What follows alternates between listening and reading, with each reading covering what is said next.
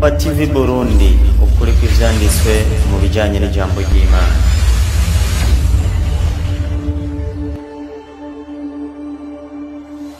Koze cyane nyakubahwa uhagarikiye kino gikorane. Reka nongere gushimira Imana kubera ko ngiriwe ubuntu n'Imana newe iteka ryo kuhabwa iminota 20 muri kino gikorane kugira ngo ngire icyo shikije kuri kino icigwa cyatunganijwe uno munsi cyatowe natwe abakristo kugira ngo tumenye kandi dusesangure byinshi ku bijyanye na kino gitabo cya Qur'ani ndetse n'izindi nyandiko bene data w'Abayisilamu basanzwe bakoresha. Ikibaro kivuga ikibazo ati mbega igitabo cya Qur'ani Abayisilamu bavuga ko kitagira amakenga muri ico. Iki gitabo cyavuye hehe? Mbega inyandiko zacu zavuye ku Uhoraho Imana canke zavuye ahandi hantu? Iki nico cigwa tugomba gusesangura muri no minota 20. Jewe rero mwasomye kino gitabo nkongera ngasoma izindi nyandiko zigenda zicababa, ntabwo nemeza yuko kino gitabo koko cyavuye ku Mana. Igituma nashobora kwemeza ko cyavuye ku Mana nisunga ibyanditswe muri kino gitabo bishingira nahe iri jambo ndiko ndavuga ko kitavuye ku Mana ariko cyavuye ahandi hantu. Ubwa mbere mbere iki gitabo Muhammad akironka byari bimeze gute? Nko mu nkuru igihe Muhammad yariko arahigwa mu mwaka wa 622 inyuma y'urupfu y'ukuvaho kwa Kristo, kuvuga ngo inyuma ya Yesu, ico muri histoire y'ishure bise ngo la fuite de Mahomet cyangwa se uguhunga kwa Muhammad ava imaka aja ahitwa Medina. Amaze gushikira rero Muhammad igihe kimwe aja gutembera mu ishamba ryitwa Jabal Il. Iryo jamba agiye kuritemberamwo ari muri ryo ni naho Abayisilamu bemeza yuko ari we yaronkeye ubwo butumwa. Uwo munsi nyene niyo bemera ko hariho yaronse ijambo rya mbere ryo kumubwira ikra bismi rabbika, ati vuga n'itegeko uhawe kuvuga, kubera ko Muhammad ni yarazi gusoma kandi yarazi no kwandika. Aho rero niho inkuru ihera yo guhabwa kino gitabo, niho bitangurira muri ku gashamba ka Jabal Il. Urupapuro rwa 17 mu gitabo kidonda ubuzima bwa Muhammad, maisha na Nabii Muhammad havuga gute? Maisha ya Nabii Muhammad. Anzia juu kidogo. Page 17 iravuga gutya. Naye akamamrisha amwite. Aha rero Muhammad kubera ko ni nkuru ndende ari muri iryo shamba ngo haraje ikintu. Ico kintu Muhammad akiraje ngo yabonye gisa nkaho ari kijini, ngo kiramufata kiramuminya kiramubwira ngo vuga. Muhammad na avuga ngo none mvuga iki ko jewe ntazi gusoma no kwandika? Ngo vuga ko Uhoraho Imana avuze ko ukwiye kuvuga. Muhammad arabura ibyo avuga, ngo ico kintu kiramuniga inshuro 3 zose kimuzingazinga. Kimurekuye Muhammad yaciye atahi wiwe atahari karajugumira yafashwe n'inyonko. Inyonko ni Kirundi ni kiyamumenyere bita ngo malaria. Azu atahari arajugumira gose inyonko yamubangamiye. Ageze muhira rero aradondera inkuru umugore wiwe ati yewe madame wanje wona muri kagashamba ka Jabal Il, mugabo nagendewe n'ikintu cy'igishetani kandi cyamfashe kiraniga kimerera nabi, ubu numva meze nabi umubiri wanje. Ati mbende afise ubwoba cyane kubera ko umubiri wanje wagendewe n'ikintu nk'ico. Muhammad amaze kuvuga ibyo umugore wiwe yaciye yirukanga aja kurondera umugabo yitwa Waraka. Uyu mugabo nawe yitwa Waraka yari mu madini atasenga ivy'Imana. Amaze kumurondera acara uyu mugabo rero yaciye abwira umugore wa Muhammad aya majambo akurikira, soma. Naye akamamrisha mwite. Uyu mugabo Waraka ngo yaciye abwira muka Muhammad ati genda umuhamagare Muhammad aze ngaha. na mtume akaenda akamwelezea habari yake yote. Muhammad acharagenda abwira ya nkuru yose yamubaye ko muri rya shamba, ayibwira wa mugabo Waraka. Bwana Waraka akamwambia, Waraka achabwira Muhammad, huyo ndiye Jibril aliyemshukia Nabii Musa na Nabii Isa. Ngo wewe Muhammad ngo ntugire ubwoba. Igihe Muhammad yakarajukumira nico kintu cyamufashe kikamuniga, we avuga yuko afise ubwoba kubera ko umubiri we wagendewe n'igishetani. Ariko uyu Waraka acabwira ati ntugire ubwoba, ntabwo shetani yakugendeye, ahubwo ari marayika Gaburiyeli yakugendeye. Wa wundi yagendera Musa akagendera na Yesu. Muvyumve, niyo numwe ya mbere yaniguwe kugira ngo ihabwe igitabo, ihabwe ubutumwa. Kandi Muhammad abona yakanigurwa avuga ati jewe vrema iki kintu duhuye naco ni gijini ni gishetani. Mugabo Waraka adatumwa n'Imana, Waraka adahagurukijwe nk'umuhanuzi w'Imana, niwe abwiye Muhammad ngo uyo ni Gaburiyeli akugendeye. Ikibazo tokibaza niki hagati ya Muhammad yahawe ubwo butumwa kandi yabonye n'ikintu cyamugendeye, we avuga yuko yagendewe n'igishetani, na Waraka atanabonye ico kintu batanahuye, akavuga ngo wewe ntiwagendewe n'ishetani ahubwo wagendewe na marayika Gaburiyeli. Twemere Muhammad cyangwa twemere Waraka? Korowani 2:97 mereza inyandiko havuga gute? Wari umwasi w'umarayika Gaburiyeli. Warasanzwe ari umwasi w'umarayika Gaburiyeli. Huyo ndiye yahuwaye Korowani. Basi huyo ndiye kaiteremusha Korowani, aliyekuwa ni adui wa malaika Jibrilu. Basi huyo ndiye kaiteremusha Korowani. Uwari umwasi wa marayika Gaburiyeli, uwo niwe yamanuye Korowani. Iyo ni Korowani bivuze igice ca 2 umurongo wa 97. Ngo umwasi wa marayika Gaburiyeli niwe yamanuye iki? Korowani. Ikibazo ni iki? Umwasi wa marayika Gaburiyeli ninde? Satani. Imana iguhezagire cyane. Satani we mwasi wa marayika Gaburiyeli, Korowani tubwiye ngo niwe yamanuye iki? Niwe yamanuye Korowani. Kandi na Muhammad afatwa mu ishamba rya Jabariri, yabwiye umugore we ati jewe nagendewe n'igishetani kimbwira ngo nsome Korowani. Ariko Waraka acamubwira ngo si shetani ngo ni marayika nde? Gaburiyeli. Somera maelezo dehori. Somera maelezo ubusobanuro bw'uwo murongo nyine dusomye yuko umurongo nako igice ca 74 maelezo yake. Dehori Korowani 7:157 Indwi ijana 57 maelezo. Jamani, kwa mbona mnakwenda upesi hivi? Indwi ijana 57 maelezo inasemaje? Dehori Korowani Indwi ijana 57 iravuga. Naam, kwanza anza somo kwamba mtume huyu alikuwa hajui kusoma wala kuandika. Inasema ambao wanamfanya mtume nabii aliye ummi. Ngo ambayo wanamfanya mtume nabii aliye ummi. Ngo aba rero ngo bahisemo gufata intumwa, ngo gufata umugabo bamugira intumwa asanzwe ari ummi. Ummi risobanurwa iki? Duhereze ubusobanuro bw'iryo jambo munsi bivuga gute? Maana ya neno ummi. Maana ya neno ummi, ubusobanuro bw'ijambo ummi. Kuko batume muri Korowani 7:57 ngo bafashe Muhammad bamugira intumwa kandi ari ummi.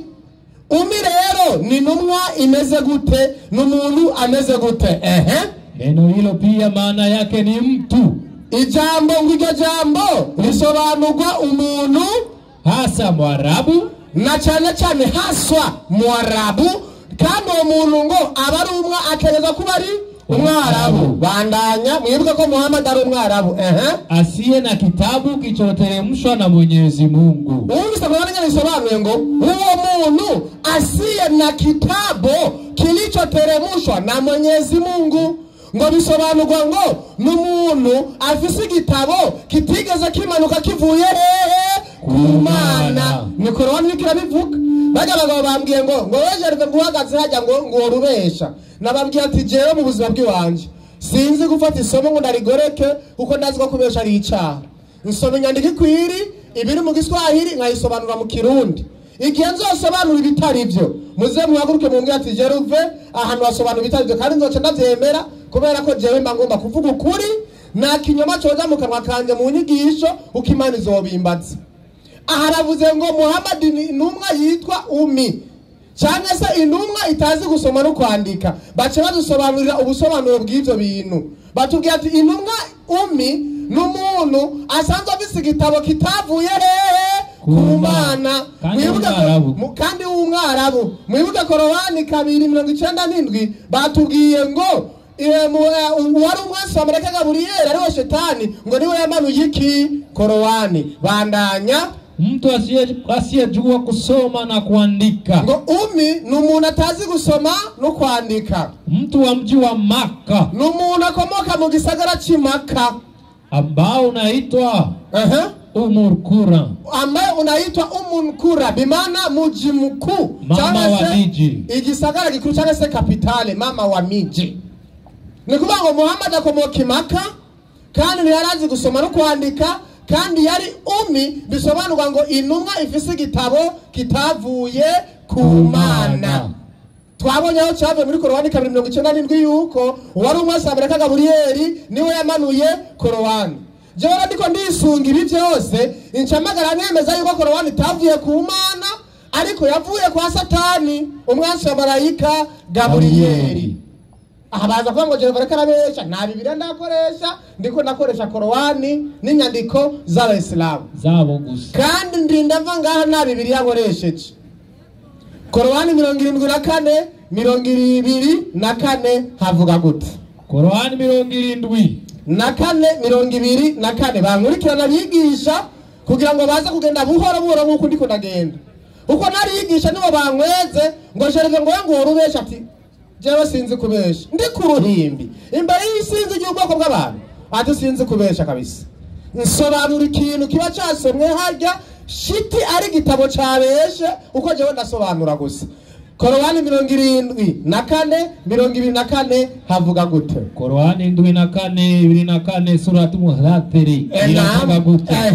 24 iravuga ego akasema aravuga hayakuwa haya ngo nta kindi gihari aliyokuja nayo Muhammad yatuzaniye ngo nta kindi kintu. Iyi ni Korowani 74 muze murandika ngo nta kindi kintu Muhammad yatuzaniye ila ni uchawi ulionukuliwa kwa wachawi wakubwa kabisa wa zamani. Ngurese ngo uburozi, ngo ibintu by'uburozi yakuye ku barozi bakuru ba kera. Murabyumva? Yego. Ngo nta kindi Muhammad yazanye kwigisha uretse uburozi yakuye ku barozi ngo ba kera bakuru sinabatoya, n'abarozi ba kera bakuru. Aya majambo avuze muri Korowani 74 Korowani sisura nyene kabishingira nahe yuko ariko byari bimeze. Chapa ya 8 page ya 977 aho nyene usomere havuga gute? 77 977 page havuga gute ngaho? Kuko tubonye ngo nta kindi Muhammad yazanye uretse uburozi, inyigisho z'uburozi yakuye ku barozi bakuru ba kera. Havuga gute? Aseme na atende. Ngo ibi rero byatumye Muhammad aseme na atende mambo kwa nguvu ya uchawi. Ngo byatumye Muhammad ashobora kwigisha no gukora ibintu runaka abifashijwe n'inguvu z'uburozi. Ni Korowani kiravuga. Bandanya. Na katika mafundisho yake ngo kandi mu nyigisho za Muhammad mambo mangapi alitoka kwa Allah? Ngo iyi nyigisho zimwe Muhammad yigisha yazikura kwa Allah ku Mana, na mangapi anatokana na athari ya uchawi juu yake. Ngo n'izindi nyigisho ngo yazironka biciye mu nguvu z'uburozi.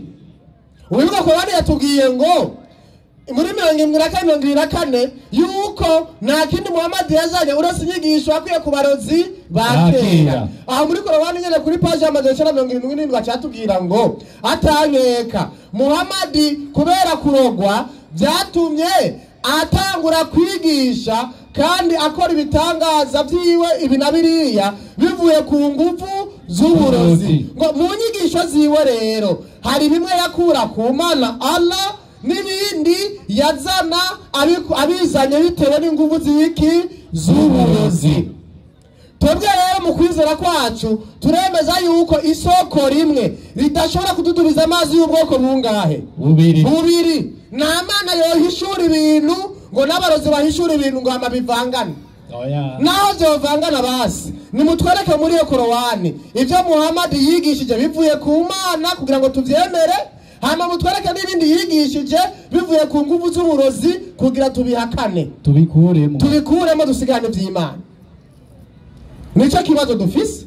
Ibiro tumaze kubisoma byose turavuga ati iki gitabo kweli ntabwo ari icy'Imana. Kweli igitabo cy'Imana nico kwandikwamwo ibintu bizanwa n'abarozi. Igitabo cy'Imana nico manukwa n'umwose Amareka Gabriel ari we murozi. None abacanditse bari bameze gute? Korowani maisha ya Nabii Muhammad page 8 havuga gute? Aba bantu bacanditse bari bameze gute? Havuga gute? Maisha ya Nabii Muhammad page 8 yavuga. Na Biblia nkoresha uyu munsi havuga gute? Wakati mtume alipopata utume walikuwa watu 6 katika Maka.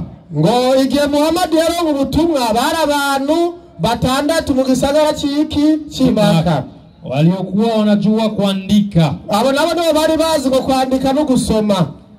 4 katika hao, bane muri abo waliingia katika dini ya Uislamu. Nibo binje mu Islamu, wakawa ndio waandishi wa wahi. Ngabo ngo nibo bagiye barandika inyandiko za Korowani, aya za Qur'an. Abo nabo ni Saidina. Watu hao walikuwa ni Saidina Abubakar. Uyo yari Saidina Abubakar. Saidina Umar. Yari Umari. Saidina Uthman. Yari Uthmani. Na Saidina Ali. Na Ali. Abo bari bameze gute? Korowani 5:93 maelezo havuga gute? Korowani 5:93. Korowani 5:93 maelezo. Aya hizi za kukataza ulevi. Ngwino mirongo igenda ibuza ivyo kuborerwa. Hadiths zimeteremka mwaka wa 6 wa Al-Hijra. Ngo zagiye ziboneka mu mwaka wa 6 wa Al-Hijra. Baada ngo kubera ko ya kuwa masahaba wengi babagendanye benshi ba Muhammad bagiye bandika Korowani wamekufa na hali ya kuwa wakilewa. Ngo kubera ko bishwe nuko nakaboregwa. Ni kuvuga ngo abo bagendanye banditse Korowani ubwabo zari mboregwa mbere bapfiriye mu kaboregwa. Mbere igitabo cy'Imana cyo kwandikwa n'imboregwa ziba zikicwa n'akaboregwe. Ivyo byose bitureka ko kino gitabo atari cy'Imana. Salahu none rero n'umwanya w'minota 20 ku ruhande rw'Abisilamu umuhagarikizi kaze uhagurutse umwigisha wa Islamu takbir. Nukuvuga yuko rero ku ruhande rwabo bararangije matari ngahe 20 naho yarengeje nta ngorane turahushirako. Rero reka duhamagare uwuza kumwigisha kubera byinshi yagiye arabijaganya ntabyazi. Ndamuhamagarira uheruka muri ivyo bihugu yanatembereye kuri iyo misozi avuga atazi ubosanga atari bwarenge no muri Ethiopia.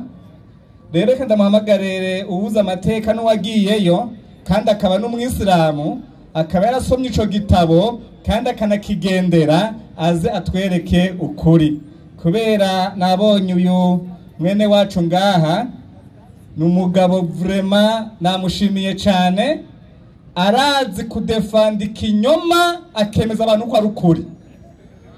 Ibyo arabizi kabisa, yaravyize kuvuga ikinyoma akagihagararako agaca cemeza abantu ko ari ukuri. Ariko yibagiye yuko hari abatembereye ivyo bihugu kandi banonosoye ibitabo ngibijya byuzuye hajya niraza bisigure. Ele Haji Idrisa Naam. Assalamu alaikum wa rahmatullahi wa barakatuh. Wa alaikum assalam wa rahmatullahi wa barakatuh. Gatwanda bashimira Allah subhanahu wa ta'ala. Amahoro n'imigisha yiruke kwa soje n'umwana n'abahanuzi n'usundi n'umwiza wabeza. Umwarimu mwiza umukunzi wacu n'umwa Imana Muhammad sallallahu alaihi wasallam. Hamwe n'abasangira ngendo biwe n'abayisilamu tuzomukurikira kugeza ku munsi w'imperuka. Dusaba Allah katakomeza muri abaraho amin. Amen. Ndanezerewe cyane n'umwarimu avuye hano kuko ikigwa nibo bagitoye. Biragoye gutora ikigwa kikakunanira kwigisha. Ikigwa kivuga kiti Qur'ani abayisilamu bavuga ko itagira amakenga muri yo. N'izindi nyandiko zabo byavuye ku Mana y'ukuri canke ahandi.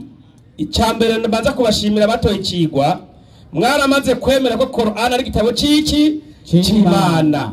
Icyo mukeneye kumenya cyavuye ku Mana yukuri. Nukuvuga amajambo ya Qur'an barayabona bakayemera ko ari amajambo yiki Imana. Ariko ati gusa turacafisa amakenga. Aya majambo tubona muri no Qur'an ni yayandi ya kuri ya Mana yukuri. Ahubwo bari kuzaga tubwira tuti iyi Mana twasanze atari yo kuko ikigo ariko kivuga nimba mucagura ivyigwa mutavyumva. Aha mwadefanda iyo Mana yarungitse Qur'an ni wari kuza kudefanda ivya Qur'an waramaze kuvuga utagira iki amakenga. Yuwaraka yari umuzehe w'umumenyi yasoma ibitabo vya Mose akamenya ibintu by'abantu bamwiganiye aribo babandi bavugwa muri Qur'an 2697 isomenya niko inasema bismillahirrahmanirrahim. Ego je haikuwa alama kwao kwamba wanayajua haya barazi ivyo wanavyoni wana wa Israeli abamenyi muri bene Israeli. Uyu rero warakabiri na usari yari mu bamenyi bo muri Israeli amwigani ibyamubayeko aramubwira ati ibi bintu byikubayeko ni nka bimwe byaba kuri Mose igihe waragenderwa na Musi na Namusi ariwe Gaburiyeli si sawa kweli kabisa. Acaragenda mwarimu agenda muri Qur'ani 297 ngo wari umwasi wa Gaburiyeli ngo uyu ngo niwe yarukije Qur'ani mu mushawi n'umwa y'Imana nde Muhammad kandi usomye iyo nyene yasomye 297 inasema Ego bismillahirrahmanirrahim. Na Imana nyeri mbazi nyeri muhwe sema vuguti aliyekuwa ni adui wa Jibril urumasi wa Gaburiyeli basi huyo ndiye aliyeiteremsha Qur'ani moyoni mwako kwa idhini ya Mwenyezi Mungu. Ikibazo Imana irakorana na shetani gushika Imana itange itegeko kwa shetani ngo aze ngwabwire Muhammad azane Qur'ani kwa akili yake. Qur'ani ciyembara ko Jeruva hagaze hano yamatubwira ngo yarize kumbe na punctuation ntazi namba na punctuation agira yiga nguyu kweli izina ryavutswe anayemufanyia ushindi Jibril virgil basi huyo igaruka kwande kwa Jibril.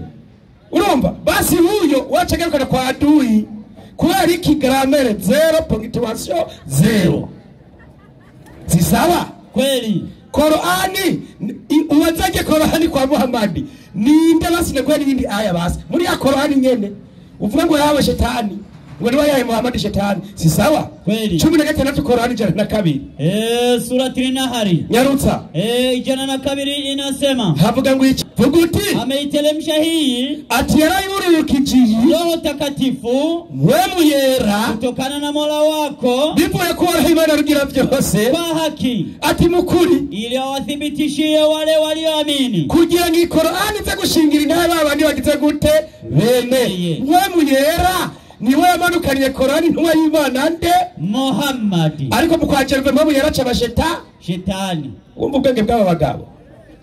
Sasa mwarimu achavuga ati Muhammad achasoma muri Qur'ani tukufu 958 ngo alikuwa achasigura atagira igitabu kilichoteremshwa na Mwenyezi Mungu. Erega nivyo Muhammad yari nk'umuntu w'umwana muto igihe yishurirwa Qur'ani nta gitabo yari afise yari ntiyagira igitabo kuko yaza ugira igitabo byaca bigaragara ko ari cyo yiyandikiye niko bimeze. Ekanyeni cyavuye ku Mana cyari bwaronke igihe yaronka ubutumwa nivyo kweli. Muhammad yari bwaronke iki igitabo. Ikibazo yaciyagira mwarimu ikibazo sasa kweli intumwa z'Imana acavuga ngo Muhammad ntiyize intumwa y'Imana yashaka kwigishwa n'ikiremwa muntu kuko yigishijwe n'ikiremwa muntu byari kugaragara yuko ibyo ari karigisha yavyize ku ishure nico bituma intumwa zose z'Imana nta professeur uzoroka yigishije Mose nta na professeur uzoroka yigishije Yesu nta na professeur uzoroka yigishije intumwa y'Imana ne Muhammad sallallahu alayhi wa sallam. Ubumenyi burakurengeye ukwiye kuja ku ishure ukiga kwanza Qur'ani 29:4-8 2:48 nyarutsa mwarimu. inasema 48 Ego baada a'udhu billahi minash shaitani rajim bismillahir rahmanir rahim kabisa. na hukuwa mwenye kusoma Muhammad, tewe Muhammad, ulibuka ko utari warize. Ego mwenye kusoma kitabu chochote wewe ni wabigera usome kitabo naki kabla ya hiki imbere y'iki urukirijwe wa Muhammad wala nta kindi gitabo waruzi gusoma wala ukukiandika nta nico wabigera wandika wewe Muhammad ukukiandika kwa mkono wako wa kuume nta na kitabo wabigandikishije ukuboko kwawe kuburyo. Ingekuwa hivyo iyo biza kubivyo wangefanya shaka wale wanaotaka aba bahakanyi bari kugira ingorane babanda usama kenga wanaotaka kubadilisha haki abashaka kunyuranya ukuri bari kugira amakenga nka Jeruve. Kweli kubera ko byari bimeze gutyo yaba na Yesu ntiyari yarize na Muhammad ntiyari yarize. Reka maze Bibiliya mbere Yesu nawe wari warize Yohana 7:15 fanya haraka inyandiko igiriti igira ngo iki abayuda baratangara bati mbegu yakuye ubwenge ati mbegu Yesu yakuye ubwenge atigishijwe Yesu yari bari bazi ko atize abo babana nawe yaje kwiga mu nyuma yigishijwe na Gaburiyeli. Ibyo utabizi bibaza abayisilamu tukwigishe. Sasa Muhammad nawe ninde yakwigishije 5:3 Qur'an umurongo wa 5 aya haraka 5:3 Qur'an umurongo wa 5 arakotsa nakokora yoshubaho somye ndiko inasema ivuga ngo iki bismillahirrahmanirrahim kwisina kimana nyani mbazi nyani mpuwe amemfundisha malaika wa Mwenyezi Mungu kubera Muhammad yari ummi atari yarize atari kwigishwa na profesere yaciye yigishwa na malaika Gaburiyeli mwenye nguvu sana umwe afise nguvu kandi akomeye cyane. Uyu ni wayigishije intumwa y'Imana nde Muhammad ntiyashobora kwigishwa n'umuntu wo kwisi. Muhammad yararengeye ivyo acaraza mwarimu harakandi karongo yasomye ngo Muhammad yari 7:4 Qur'ani ngo haya kuwa haya aliyo kuja nayo Nabii Muhammad oyira ni uchawi ngo liyo zahiri ngo liyo ni kuliwa kwa wachawi wa zamani. Sawa inasema havuga ngo iki tuanze 18 ego inasema yarutsa mwari mwenye hakika yeye alifikiri na akapima atuwa yaragerageje arapima akapima la kusema kuitukana Qur'an aragerageza kuituka Qur'an. Uyo yari sekuru wa Jeruve basi burya rero imbuto nihona ameangamia namna gani alivyokadiri kuitukana Qur'ani atuwa muri yatutse Qur'ani ngo nurozi uwo yabonye ibibazo bingana gute ni nka akatazama hamararaba kisha akakunja kipaji chake ego na akafinya uso hamarirengagiza ko Jeruve nyene yirengagije aho nyene 2:4 cavuga ngo kisha akaipa mgongo haki ukuya guhereza umugongo 2:4 cavuga ngo na akasema acavuga ngo hayakuwa haya aliyokuja nayo Muhammad ati nta bindi ngo Muhammad yazanye ila ni uchawi ulionukuliwa kwa wachawi wakubwa ngo kiretse ko ari uburozi ngo yakuye ko uburozi be bake sasa uvugwa ngaho ninde Jeruve kuvuga kuri kutababwiye wariwe soma onyene siguro wo murongo ababeshi gusa inasema havuga ngo iki anahadithiwa yule mpingaji mkubwa kabisa wa Uislamu. None uyu napinga Uislamu kweli uwavuze ivyo n'upinga iki Uislamu none acha Muhammad ivyo hawe tarukuri kuba rupinze wewe wapi subutu mwanzo kabisa ulipokuja Uislamu igerezaho uyu yari mukafiri w'Imaka sekuru wa Jeruve naye yaje pinga ubwisilamu naye nawe ni Walid al-Mughira yiko Walid mwene Mughira ari w'Imana ariko iravuga ko yacoje Qur'an kumwe babwira Yesu ngo ari mwonde Beyezeburu mukuru w'abadayimoni byatumye Yesu atabinwa y'Imana uwo ni mwene wanyu Jeruve Jeruve ni sokuru wamuvugire yego nukuri acaragenda mwarimu ngo Muhammad yararozwe si sawa kweli nimba Muhammad yararozwe wumva yarozwe nabande n'abakafiri ni bande ba Jeruve batashaka kwa bintumwa yiki Imana kumba babaroze nde Muhammad wakoze shaka tuzanira ayo makuru twara twabo tubirondeye byavuye tukahabura yego kweli kumba bari babaroze rimwe Imana nde Muhammad yadaga muri Qur'ani yasomye amajana 979 inasema pia wanasema baravuga bati kuwa hadithi hizi zimepingana na Qur'ani ngo zinapingana na Qur'ani kama ilivyo katika Qur'ani kuwa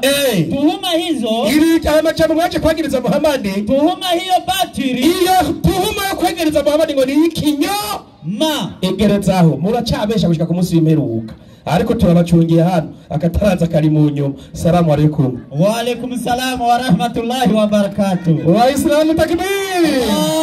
akbar. Takbir. Allahu akbar. Niko ivyigwa by'abasomyi bigenda kweli kubera yarazi ko afise ukuri asanze nta kuri kabisa